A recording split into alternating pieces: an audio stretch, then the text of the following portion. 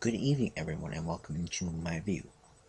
We saw light over the horizon this week between US and Iran, improving diplomatic relations, discussing the nuclear program, defunding possible uranium, etc. As we all know, Iran was an ally for Syria, and Syria was an ally for Iran. Well, that also was discussed this week in the United Nations. They came up with a resolution to give over their chemical weapons, whether it be nerve related, biological related, to make chemical weapons or chemical weapons, but whether you look at it or not. This will take quite some time, according to some sources, and also President Assad. Well, he shouldn't have had ordered those in the first place. Also, a president of a small country in Africa has had also addressed the United Nations. All leaders are welcome to address the United Nations. Usually the first is Brazil because they're the founding member of the United Nations. But also a president from a nation called Gambia, like I said before, the smallest nation in Africa, has addressed homosexuality as a top global threat. Looks like I'm a global threat, people. Here I am, sitting in my chair talking to you about my own views on what's going on in the world today. How am I a threat? I'm not gonna harm anybody. I was raised better than that. My mother didn't raise me to, go harm, people, go harm whoever. To me that's a bunch of hoogwash. It almost sounds like Pat Robertson would be saying that. Not a president of a nation. Do you see President Obama saying that? No, he'd be humiliated. He'd be the laughing stock of the LGBT community.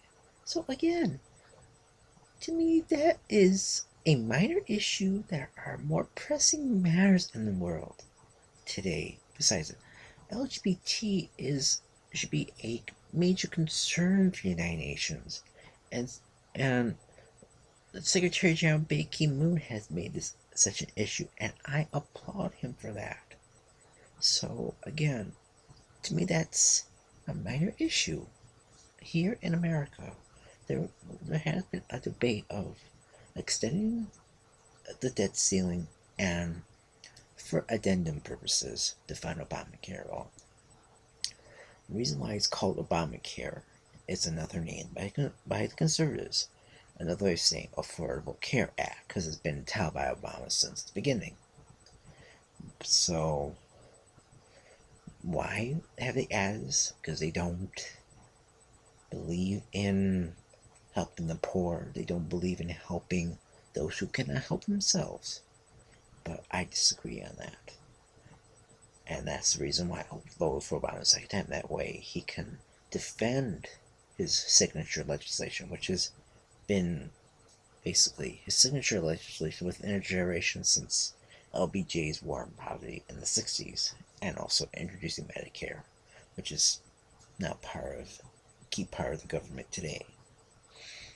Senator Ted Cruz from Texas had stood for more than 20 some hours defending Obamacare. Well, Obamacare is not yet put into effect.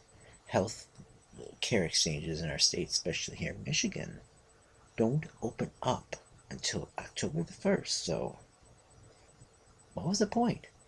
Nothing. They were just making noise out of thin air. They could have compromised on Obamacare.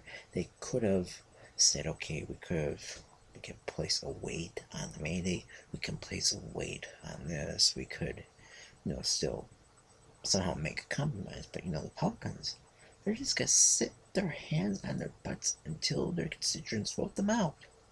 And I'm gonna be voting out my Republican representative from here.